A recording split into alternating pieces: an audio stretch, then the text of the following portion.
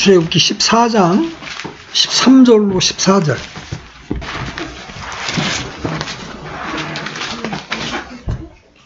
출애굽기 14장 13절로 14절 같이 한번 읽어보겠습니다. 시작. 모세가 백성에게 이르되 너희는 두려워하지 말고 가만히 서서 오늘 주께서 너희에게 보여주실 그분의 구원을 보라. 다시는 너희가 오늘 본 이집트 사람들을 영원히 또 보지 아니하리라. 주께서 너희를 위하여 싸우시리니 너희는 조용히 있을지니라 하니라. 아멘. 오늘 이스라엘 역사 공부 한번 합시다. 창세기 출애굽기 전체를 한번 훑을 거예요. 하나님께서 하나님을 알지 못하는 이 세상 사람들 가운데서 한 사람을 이렇게 불러냈습니다. 그 사람의 이름이 바로 믿음의 조상인 아브라함이죠. 우리 창세기를 읽어보면 아브라함이 이삭을 낳고 이삭이 야곱을 낳습니다. 그렇죠? 근데 야곱에게는 12아들이 있어요. 근데 11번째 아들이 요셉이에요. 근데 아버지인 야곱이 이 요셉을 가장 사랑했어요. 그래서 그때 당시에 지금으로부터 수천 년 전에 색동옷을 입혔어요. 그러니까 이복 형제들이 질투하게 되죠. 그래서 요셉을 죽이려고 하다가 차마 죽이지는 못하고 노예로 팔아버립니다. 그리고 아버지한테는 죽었다고 보고를 하죠. 요셉이 팔려서 이제 어디로 가게 돼요? 끝내 이집트로 내려갑니다. 성경에서 이집트는 세상에 대한 모형이에요. 그죠? 세상에 대한 예표입니다. 여기에 내려가서 살게 돼요. 그런데 그때 야곱의 가족들이 살던 곳에 기근이 임합니다. 7년 동안 비가 내리질 않아서 기근이 임하게 돼요. 근데 이 이집트로 내려왔던 요셉이 하나님의 도우심을 받아서 이집트의 총리가 됩니다. 그리고 하나님께로부터 지혜를 받아서 앞으로 7년 동안 흉년이 될 것을 미리 알고 7년 동안 곡식을 저장하게 됩니다. 그러니까 사람들이 다 이집트로 이제 곡식을 구하러 전 세계에서 이제 몰려드는 거예요. 그렇게 해서 나중에 결국 야곱과 11아들이 여기 이집트의 총리로 있는 요셉과 만나서 결국 이제 해우하고 함께 이집트의 고센 땅이라는 곳에 살게 됩니다. 내려올 때 75명이 이집트 땅으로 카나안 땅에서 지금의 이스라엘이 있는 그 땅에서 이집트로 75명이 내려왔어요. 이집트의 왕이 요셉을 사랑하기 때문에 요셉이 살아있을 동안에는 잘 대해줬어요.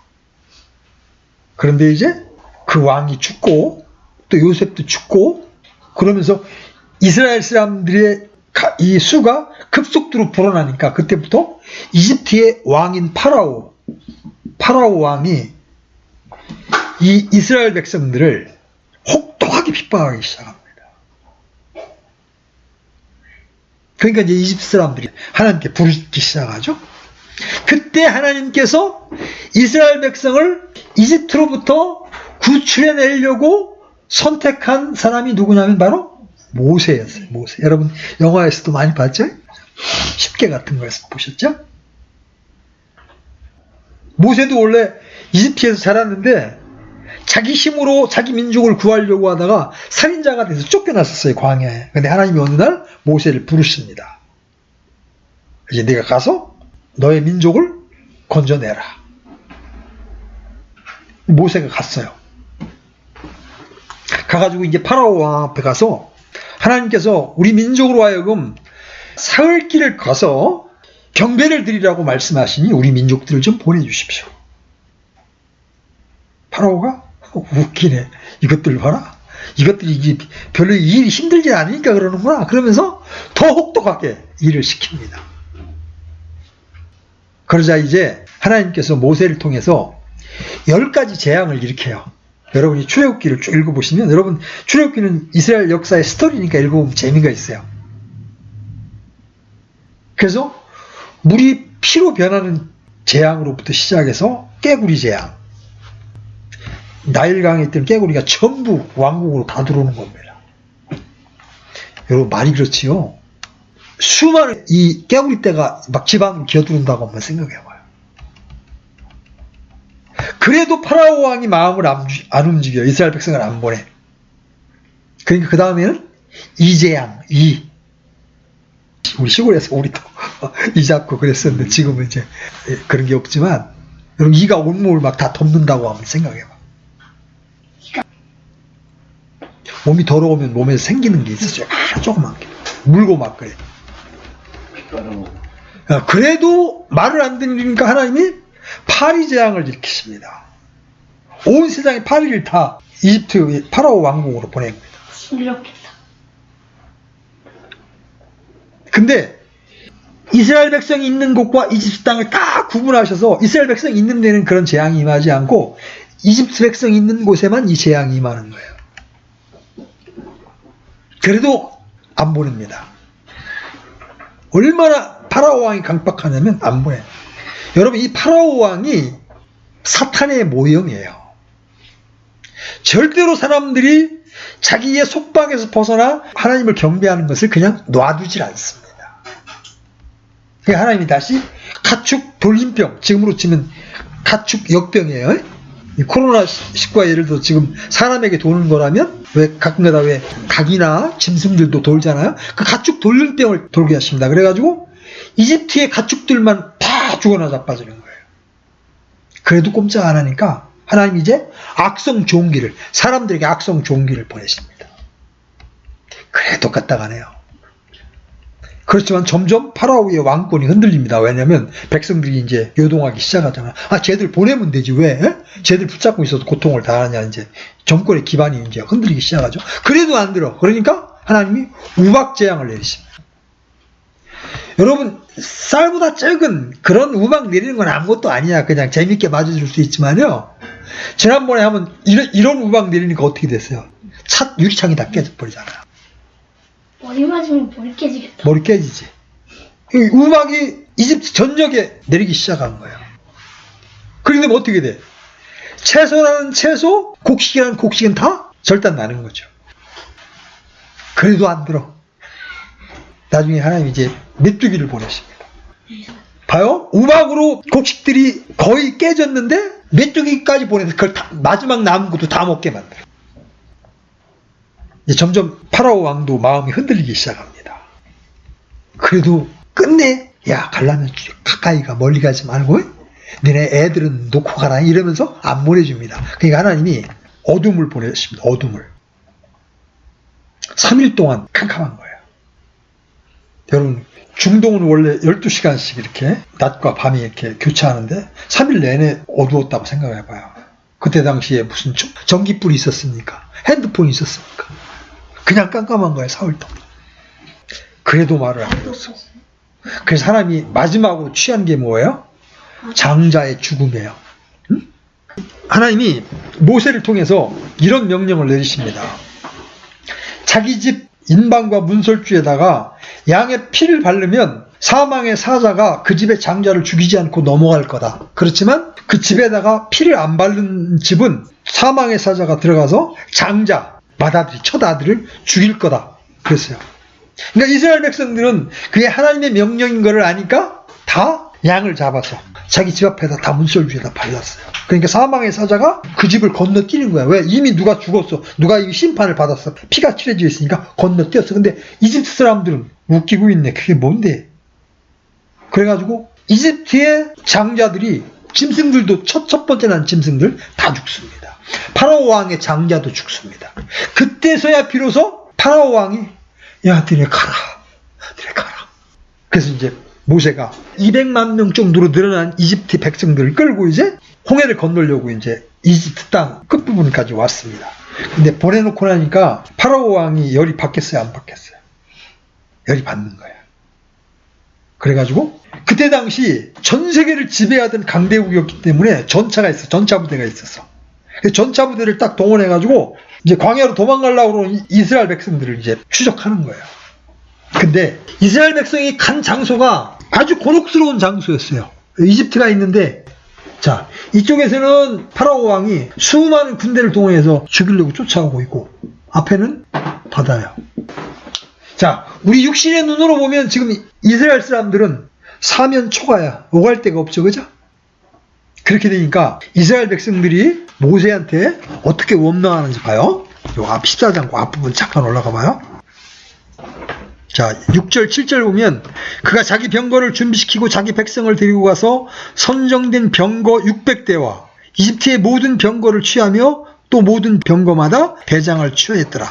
주께서 이집트 왕 파라오의 마음을 강팍하게 하셨으므로 그가 이스라엘 자손을 추격하였을 때 이스라엘 자손은 높은 손과 함께 나갔더라. 그러나 이집트 사람들이 그들을 추격하여 파라오의 모든 말과 병거와 그의 기병과 그의 군대가 바알스본 앞 비하 히롯 옆 바닷가에 진을 친 그들을 따라 잡으니라. 자, 이제 파라오의 군대가 가까이 다가오니까 이스라엘 자손들이 이걸 보게 됩니다. 그러면서 뭐라고 말해? 이에 이스라엘 자손이 심히 두려워하여 주께 부르짖었으며 그들이 또 모세에게 이르되 이집트에 무덤이 없어서 당신이 우리를 데리고 나와 광야에서 죽게 하느냐? 어찌하여 당신이 우리를 이집트에서 끌고 나와 이같이 우리를 대하느냐? 내가 이집트에서 당신에게 고한 말이 이것이 아니더냐? 이르기를 우리를 내버려 두라. 우리가 이집트 사람들을 섬기리라 하였노라. 우리가 이집트 사람들을 섬기는 것이 광야에서 죽는 것보다 나았으리라.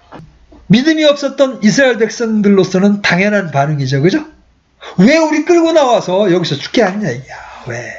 차라리 그냥 고생스럽더라도 이집트를 섬겼으면 우리가 죽지는 않았을까. 그때 위대한 지도자 모세가 한 말이 바로 오늘 본문이에요. 그런 백성들에게 모세가 한 말이 바로 13절, 14절이에요. 보세요. 나중에 여러분들이 출애굽기를 쭉 읽어 나가다 보면 여러분 어떤 걸 경험하게 돼요? 여기 바다가 있는데, 이게 홍해야. 홍해 바다가 있는데 모세가 지팡이를 바다를 향해서 쫙 내미니까 이 홍해가 딱 갈라집니다. 무창포에 있는 가끔가다 이렇게 섬하고 거기하고 갈라지고, 이게 홍해의 기적이라는 얘기를 하죠. 딱 갈라집니다. 그래서 이스라엘 백성들이 200만 명이 마른 땅을 쭉 건넙니다. 그러니까 이 파라오의 군대도 따라 누릅니다. 근데 중간쯤 왔을 때 파라오의 병사들이 중간쯤 왔을 때 하나님께서 이 막혔던 물을 확 흩으시니까 따라왔던 이집트의 병거 군대들이 그러니까 몰살을 당합니다. 그리고 이스라엘 백성은 유의 이제 하나님 인도하시는 길을 가게 됩니다. 이 놀라운 구원을 목도하게 돼요. 그렇지만 형편을 보고 놀란 이스라엘 백성들은 지금 불신의 말을 하는 거예요. 왜 우리를 끌고 나왔냐. 하나님께도 원망하고 지도자인 모세에게도 원망합니다. 이렇게 믿음의 밑바닥을 보여준 이스라엘 백성들을 향해서 하나님은 위대한 기적을 베푸셨어요. 주님은 누구든지 믿음이 없거나 적을 때 꾸짖으시지만 또 한편에서는 그 믿음을 도우시는 분이에요. 주님은 늘 우리의 믿음을 평가하십니다. 큰 믿음은 칭찬하시고 적은 믿음은 책망하시고 없는 믿음은 크게 꾸짖습니다. 주님의 제자들도 믿음이 적어서 그 문제에 관한 늘 책망을 받아야 했죠. 하지만 주님은 그들을 버리시거나 포기하지 않으셨습니다. 우리가 믿음의 바닥을 드러내 보일 때 주님은 우리를 책망하시지만 우리 앞에 닥친 환경을 해결해 주심으로써 믿음을 갖도록 도와주십니다. 우린 모두 홍해 앞에서 이스라엘만큼 노골적이지는 않다 할지라도 여러 가지 삶의 문제로 하나님께 불평한 적이 많이 있을 겁니다. 그렇죠? 마태복음에서 몇 가지 한번 예를 보십시다. 먹고 사는 문제를 염려하는 사람들에게 주님이 뭐라고 말씀하세요? 이 들풀을 예로 들면서 책망하시지만 믿음을 돋우어 주십니다. 마태복음 6장 30절. 그러므로 오늘 있다가 내일 아궁 위에 던져질 들풀도 하나님께서 이렇게 입히시거든. 오 믿음이 적은 자들아, 하물며 너희는 더 잘 입히시지 아니하겠느냐. 여러분, 들풀도 하나님이 입히십니다. 들풀들 그것도 다 하나님이 입히시는데 하물며 하나님의 백성인 너희를 돌보지 않겠느냐. 사람들은요, 먹고 사는 문제가 눈앞에 닥치고 해결되지 않으면 믿음의 바닥을 드러내 보입니다. 바다에서 풍랑에 빠져 죽을 위기에 놓인 제자들이 예수님을 깨우면서 우리를 돌보아 주셔야 되지 않느냐고 항의하듯이 따집니다. 그러니까 주님이 뭐라고 말씀하세요? 오 믿음이 적은 자들아, 어찌하여 무서워하느냐. 그런 다음에 일어나셔서 바다를 꾸짖으시니까 바다가 잠잠해집니다. 그렇죠? 성도들이라고 해도 생명이 위기에 처하면 누구나 믿음의 바닥을 보이게 마련이에요. 누구도 예외가 아니에요. 여러분 엘리야도 그랬던 거 여러분 기억나십니까? 850대 1에 그 멋있는 전투를 했던 엘리야도요, 어느 순간 마음이 우축되면요, 하나님 저 못 살겠습니다, 죽여주십시오. 그게 인생이에요. 주님이 우리의 마음을 붙잡아 주시지 않으면 우리도 형편없이 망가질 수 있는 자들이에요. 오늘 본문의 출애굽기 사건 역시 여기에 해당합니다. 이집트를 떠날 때는 금, 은, 의복을 마음껏 빌려서 기분 좋게 나왔지만 이제 파라오의 기병들이 추격해 오니까 그들은 하나님과 모세를 원망하고 불평하기 시작합니다. 그래서 출애굽기 14장 10절로 12절 우리가 본 여기서 그들의 극단적인 생각과 말이 그대로 드러나 있습니다. 그죠? 죽게 생겼는데 하나님 무슨 소용이 있냐는 거예요. 이런 태도죠. 주님은 제자들을 책망하셨지만 바다를 꾸짖으시고 문제를 해결해 주십니다. 우리는 순간순간 이런 태도를 취하지만 저주를 받기보다 하나님의 능력의 손길을 맛보게 됩니다. 우리가 하나님께 드린 것은 불평과 불만이지만 주님은 문제를 해결해 주심으로써 자신의 능력을 보이시고 우리의 믿음 없음을 도와주십니다. 여러분 그 순간에는 죽겠는데 세월이 지나놓고 보면 어때요? 다 하나님의 도우심의 손길이 있었잖아요. 그렇죠? 베드로조차도 시선을 주님이 아닌 풍랑으로 돌렸을 때 물에 빠져 죽을 위기에 처했습니다. 그죠? 나한테 걸어오라고 하는 주님의 말씀을 바라볼 때는 씩씩하게 물 위를 걸었습니다. 근데 풍랑을 바라보니까 어떻게 돼? 겁나가지고 그냥 빠져 내려가게 됩니다. 그때 주님이 즉시 손을 내미셔서 베드로를 붙잡아 주면서 뭐라고 말씀하세요? 오 믿음이 작은 자여 어찌하여 의심하느냐. 주님은 책망하셨지만 역시 손을 내미셔서 베드로를 붙잡아 주십니다. 오늘도 주님의 내미는 손길이 없다면 우리는 저 바다 깊이 빠져들고 말았을 거예요. 세상이라는 바다, 죄라는 바다 속에서 우리가 헤매고 있을 겁니다. 주님은 제자들이 빵을 가져오지 않음을 의논할 때도 오 믿음이 적은 자들아 이렇게 탄식하셨습니다. 성도들은 각별히 먹고 사는 문제에 대해서만이라도 참 자유를 얻어야 합니다. 들풀도 입히십니다. 여러분이 하나님의 왕국과 그 의를 구하면 들풀도 입히시는 하나님께서 여러분을 먹이십니다. 믿으십니까? 여러분 이 믿음이 있을 때 여러분 안에 평안을 가질 수가 있어요. 마귀가 우리의 마음을, 우리의 평안을 깨뜨릴 때 하는 게 뭐예요? 하나님 믿어봐야 아무것도 아니다 하면서 여러분 마음 안에 불신을 줍니다. 불신을 주면 여러분 안에 무엇이 찾아와? 불안이 찾아와. 그럼 그때부터 세상의 방법을 동원하게 되는 거예요. 여러분 끝까지 하늘을 바라보시길 바랍니다. 광야로 인도하신 주님은 그들에게 농사지을 땅을 주시지 않으셨지만 그들은 한 끼도 굶어본 적이 없었습니다. 그렇죠? 40년 동안 하나님이 이스라엘 백성을 먹이셨고 입히셨습니다. 주님께서 제자들을 향해 가장 노하셨던 장면은 제자들이 막이 들린 아이를 두고 아무런 힘을 발휘하지 못할 때였습니다. 예수님이 그들을 향해서 오 믿음이 없고 비뚤어진 세대여 내가 언제까지 너희와 함께 있으리요 언제까지 너희를 용납하리요 그를 이리로 데려오라. 왜 그래요? 주님 왜 이렇게 화를 내셨어요?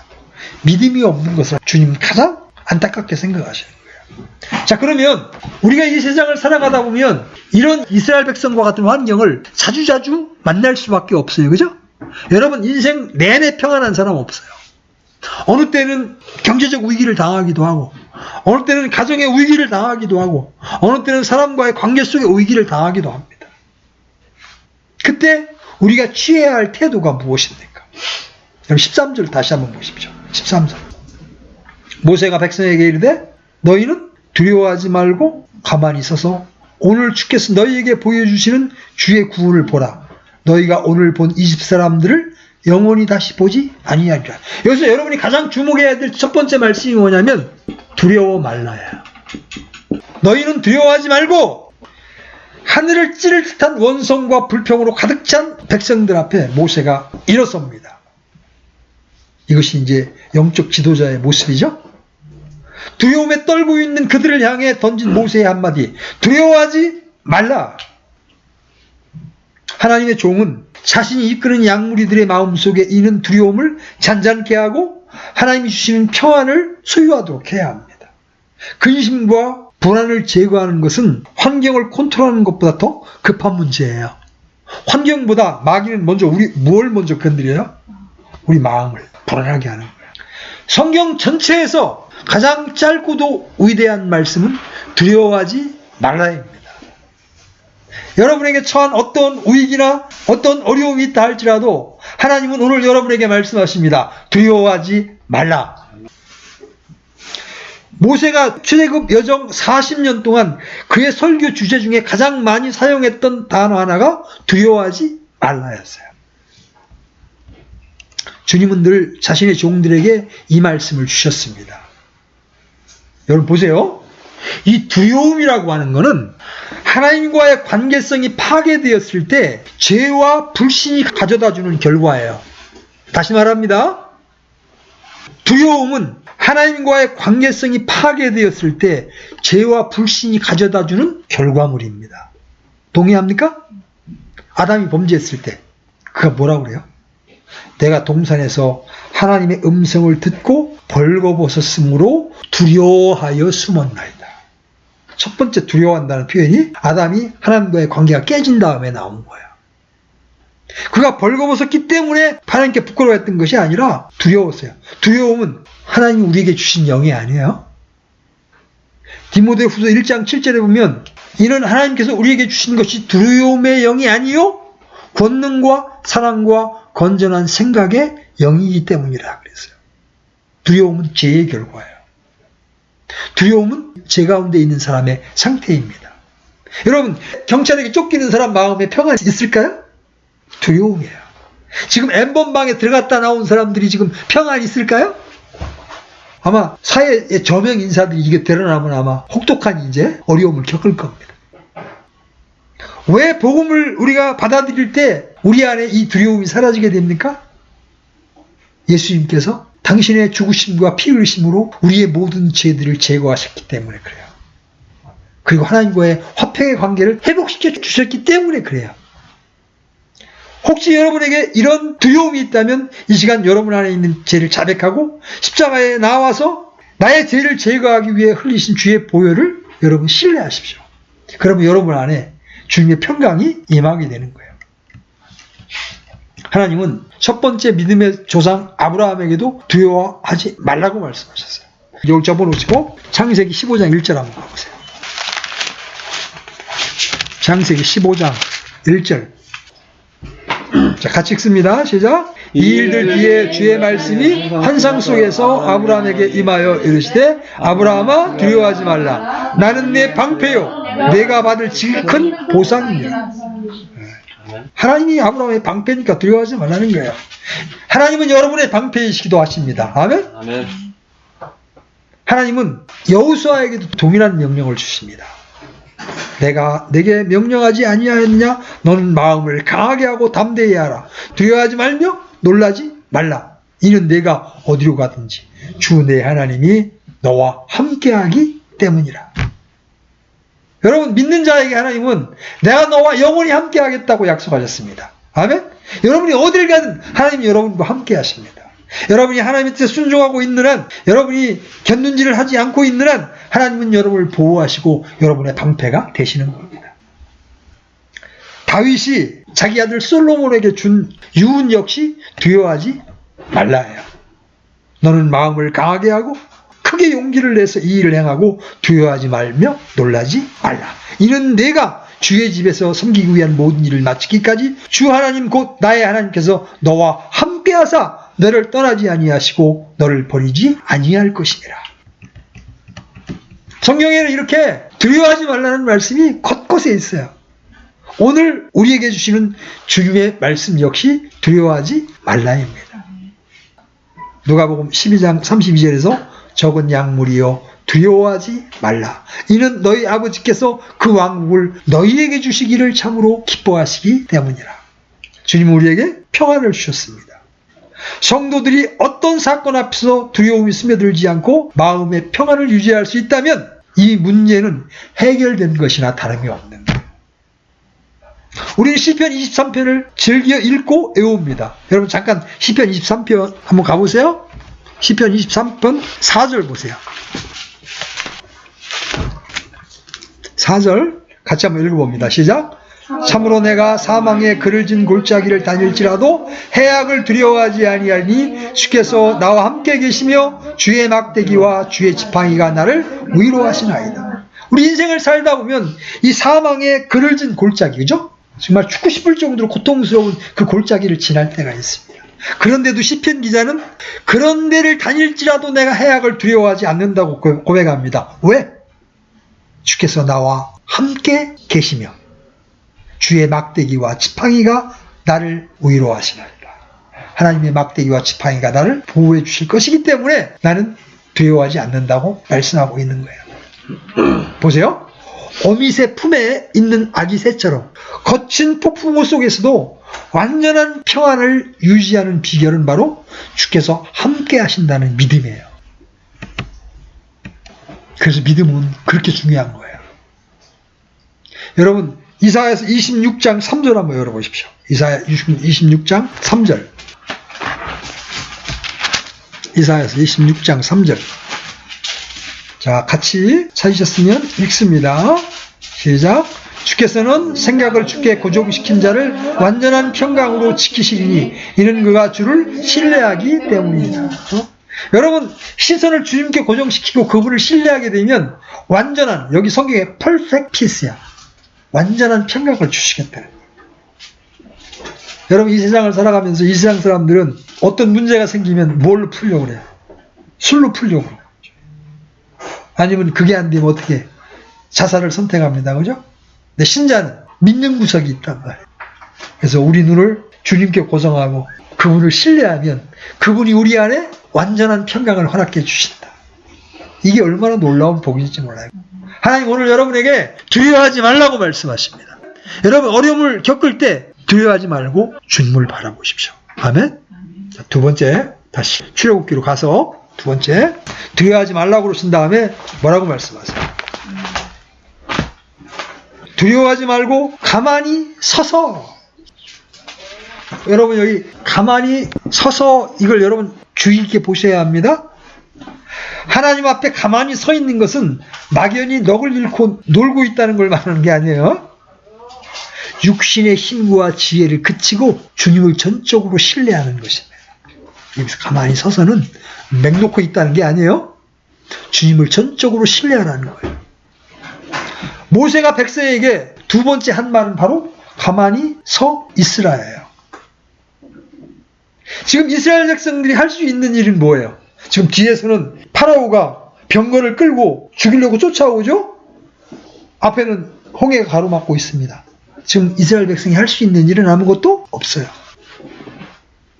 마음에 두려움이 가득하면 울고 불고 난리치느라 가만히 서 있는 것도 매우 힘든 일이에요. 자기의 모든 노력을 포기하는 일은 수단 방법을 가리지 않는 사람에게는 굉장히 어려운 일이에요. 여러분 물에 빠진 사람은 지푸라기로 잡으려고 하죠? 근데 육신의 힘이 완전히, 몸에 힘이 완전히 빠지면 거꾸로 어떻게 하게 돼? 물에서 뜨게 돼요. 내 방법과 내 노력을 내려놓고 주님을 완전히 신뢰하게 될 때 평안이 우리 안에 임하는 거예요. 이스라엘 백성들은 지금 방도가 없죠? 그래서 시험의 순간에, 내가 어찌할 수 없는 시험의 순간에 입을 다물고 가만히 있는 것은 참으로 현명한 일이에요. 사람은 육신이 죽음에 처해지기 전까지는 결코 조용히 가만히 있지를 못해요. 이리저리 살아서 움직이면서, 그런데 그런 육신적인 행동은 일을 점점 어렵게 만들 뿐이에요. 여러분 어려움에 처하셨습니까? 잠잠히 가만히 서서 기다리는 법을 배워야 합니다. 그때 하나님이 길을 여십니다. 근데 그걸 못 기다리고 그냥 급해서 내 마음대로 쫓아다니면 일을 더 가로막게 된다는 걸 여러분들이 기억해야 합니다.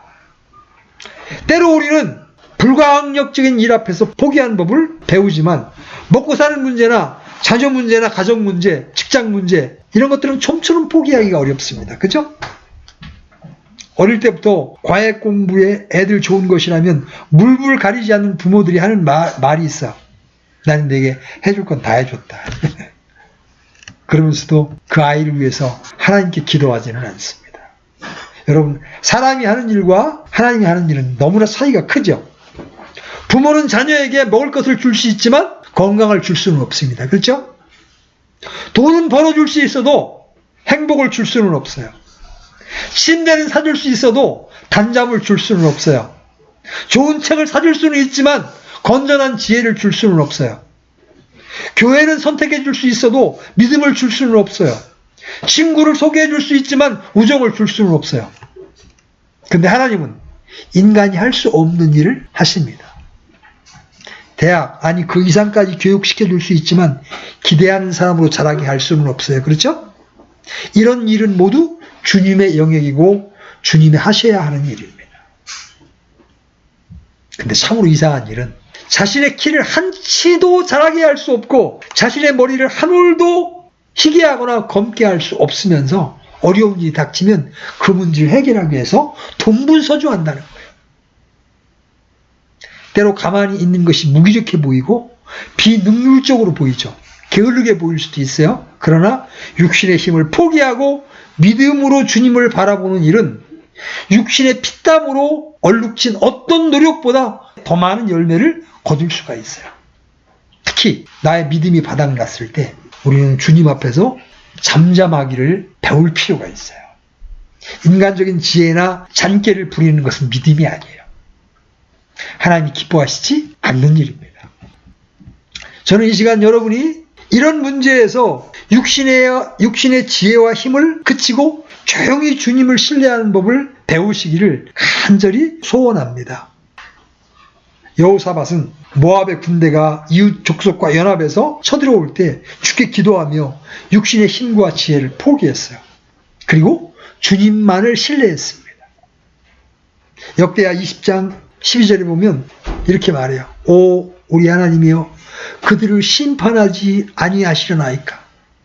이는 우리를 치러 오는 이 큰 무리를 대적할 능력이 우리에게 없기 때문이오니 우리가 어떻게 할 줄도 모르며 우리 눈이 주만 바라보나이다.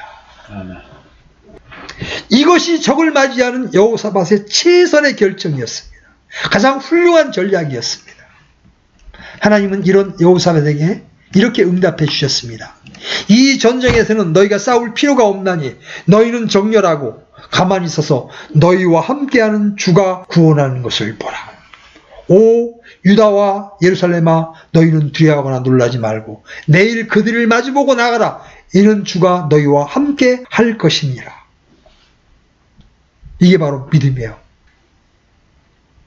이와는 반대로 적을 대항하기 위해서 이집트와 활발한 애교적 동맹을 구축하고 군사력을 정비했던 이스라엘에게 주님은 무엇이라고 응답하셨는지 보십시오.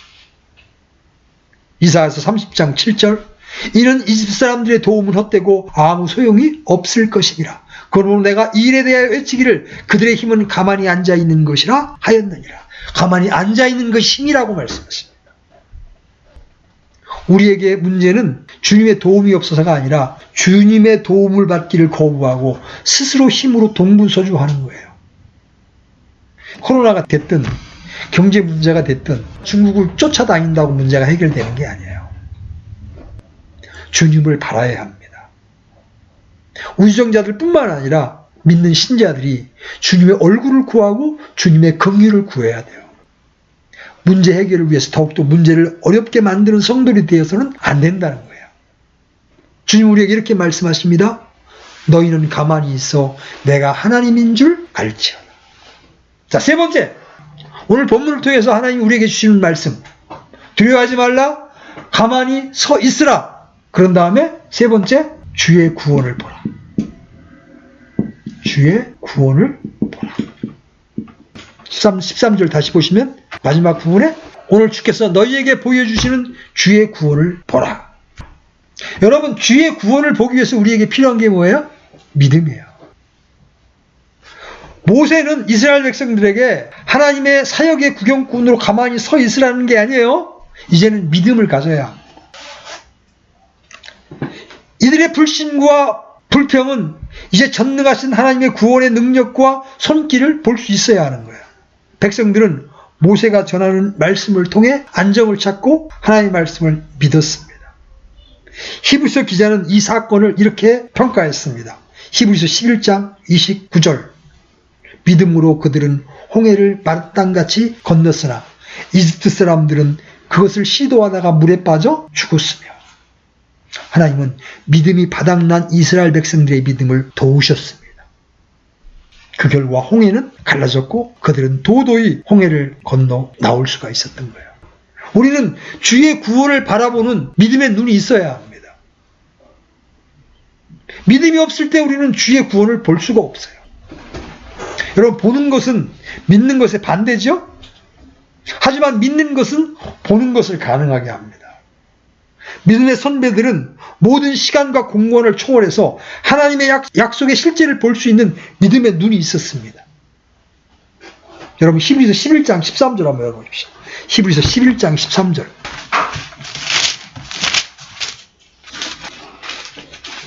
자, 같이 읽습니다. 시작. 이들은 다 믿음 안에서 죽었으며 약속하신 것들을 받지 못하였을 때 멀리서 그것들을 보고 확신하며 끌어안았고 또 땅에서는 자기들이 나그네요 순례자라고 고백하였으니, 보고 확신하며 받아들였으며 고백했습니다. 믿음의 눈으로 보았다는 거죠. 하나님의 약속의 신실함을 보았고 확신했고 받아들였습니다.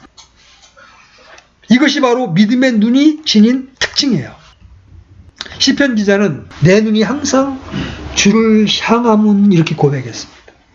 욥은 자신의 실체적인 간증을 이렇게 기술합니다. 내가 주께 대하여 귀로 듣기만 하였사오나 이제는 내 눈으로 주를 배움나이다. 성경은 자주 믿음을 눈으로 시각화해서 비유해서 표현합니다. 우리 조상 아브라함 역시 믿음의 눈을 소유했음을 증거합니다. 너희 아버지 아브라함은 나의 날 보기를 기뻐하다가 보고 반가워하였느니라. 아브라함은 시간과 공간을 초월해서 하나님의 말씀의 실체를 볼 수 있는 믿음의 눈이 있었기에 보고 기뻐했고 반가워했습니다. 우리는 보통 불신자들을 어떻게 불러요? 눈먼 상태에 있다고 말하죠. 그죠? 그들은 보지 못하죠. 듣지 못합니다. 복음을 전파해서 믿음을 갖는 것을 눈을 열어주는 것으로 비유한 예가 있죠. 성경에 보면 사도행전 26장에 그런 표현이 나와요. 그들의 눈을 열어주어 어둠에서 빛으로 사탄의 권세에서 하나님께 돌아오게 하려 함이라. 성도들도 마찬가지예요. 진리에서 떠나면 눈이 멀게 됩니다. 우리는 믿음의 주요 온전케 하시는 예수를 바라보라는 명령을 받았습니다. 그렇죠? 갈라디아 신자들이 율법주의에 빠졌을 때 그들은 십자가를 볼 수가 없었어요. 그래서 바울이 강력하게 책망하죠. 오 어리석도다 갈라디아인들아, 누가 너희를 미혹하여 진리에 순종하지 못하게 하느냐. 너희 가운데 십자가에 달린 예수 그리스도를 너희 눈앞에 명백히 제시되지 아니하였느냐. 갈라디아 사람들이 예수님이 못 박힌 십자가를 언제 본 적이 있어요? 실제 눈으로 본 적이 없어요. 그죠? 믿음의 눈으로 받아들였잖아요. 그들이. 그죠? 근데 이제 믿음에서 떠나게 되니까 이제 율법을 다시 행위로 의지하기 시작하는 거예요. 주님은 우리의 눈을 만드신 분인데도 믿음으로 행하지 않고 보는 것으로 행하는 것을 매우 경계하셨고 주의를 주셨지만 동시에 주님은 믿음의 눈을 갖도록 격려하십니다. 다시 13절 보십시오. 너희가 오늘 본 이집트 사람들을 영원히 다시 보지 아니하리라. 그렇습니다. 주의 구원을 맛본 성도들은 더 이상 우리를 사로잡고 추격하고 정죄하는 모든 것들을 영원히 다시 보지 않게 됩니다. 하나님은 갈보리의 십자가에서 우리를 정죄하던 의문에 쓴 증서들을 다 도말하셨고 정세와 권세를 벗겨내셨고 저주와 심판을 없애셨습니다. 자, 이제 14절 보십시오. 14절. 주께서 너희를 위하여 싸우시리니 너희는 조용히 있을지니라. 모세는 다시 한번 조용히 있을지니라 외칩니다. 여러분, 여자와 아이들을 제외하고 남자만 60만 명이 넘는 이스라엘 백성들이 모두 잠든 밤보다 깊은 조용한 침묵 속으로 빠져들어갔습니다. 아무도 혀를 놀리지 못한 채 모세가 전하는 주님의 말씀을 들었습니다. 그때 기적이 일어나죠. 홍해가 갈라져서 길이 없다고 생각했는데 하나님은 바다 밑에 길을 내 놓으신 거야. 그죠? 이스라엘 백성들의 눈에는 길이 없어요. 뒤에서는 이스라엘의 병거가 추격해 오죠. 앞에는 바다가 있죠. 이제 우리는 죽었다. 그런데 그들이 잠잠히 기다리면서 주님을 신뢰했을 때 하나님은 이 바다 밑에 길을 내 주셨던 거야. 우리가 인생을 살아가면서 이런저런 모양의 많은 어려움을 겪을 수 있습니다. 그러나 여러분이 두려워하지 않고 잠잠히 서서 주의 구원을 기다리게 될 때 하나님은 여러분이 상상도 못했던 곳에서 길을 내 주십니다. 믿으십니까? 여러분, 지금 우리는 어려움에 빠졌습니다. 역병이라고 하는 어려움, 그 역병으로 인하여 어쩌면 한국 경제는 파탄이 날지도 모릅니다. 아니, 한국 경제뿐만 아니라 세계 경제가 엄청난 어려움 가운데 빠질지도 모릅니다. 우리가 다 힘들어질 수 있습니다. 그때 신자인 우리가 해야 할 일이 무엇입니까? 우리 힘으로 미래를 준비하는 것, 그것만으로는 부족합니다. 오늘 주님은 우리에게 그런 어려움이 닥쳤을 때 가장 먼저 두려워하지 말라고 말씀하십니다. 내가 너와 함께 하겠다고 약속하고 계십니다. 그리고 가만히 서서 인간의 지혜나 인간의 노력으로 그 문제를 해결하려고 하지 말고 주를 신뢰하라는 겁니다. 나를 도우실 수 있는 분, 광야에서도 40년 동안 이스라엘을 먹이시고 입히신 분을 신뢰하라고 말씀하고 계신 거예요. 그러면 우리는 그 위기 속에서도 주의 구원을 보게 될 것입니다. 아멘? 하나님은 오늘 이 말씀을 통해서 우리를 믿음으로 초청하고 계십니다. 하나님께서 우리의 믿음을 더해 주셔서 이 위기 가운데 잘 극복해 나갈 수 있게 되기를 바랍니다. 아멘? 기도합시다. 하나님 아버지, 참 어려운 때, 종말의 때를 우리가 살고 있음을 압니다. 그래서 이제 우리가 예기치 않았던 많은 일들, 기근이 있을 것이고 역병이 있을 것을 저희들이 압니다. 우리도 또한 그 피해를 겪지 않을 수가 없음을 압니다. 그러한 때 세상 사람들처럼 당황하고 어려워하는 것이 아니라 잠잠히 서서 주의 구원을 바랄 수 있는 믿음이 우리 안에 있어야 됨을 압니다. 주님, 우리에게 믿음을 더하여 주시옵소서. 주를 신뢰함으로 두려워하지 않는 참된 평안을 갖게 해 주시옵소서. 그래서 우리가 살아계신 하나님을 믿는 참된 신자임을 만방에 드러낼 수 있도록 우리의 마음을 주님이 견고하게 붙잡아 주시옵소서.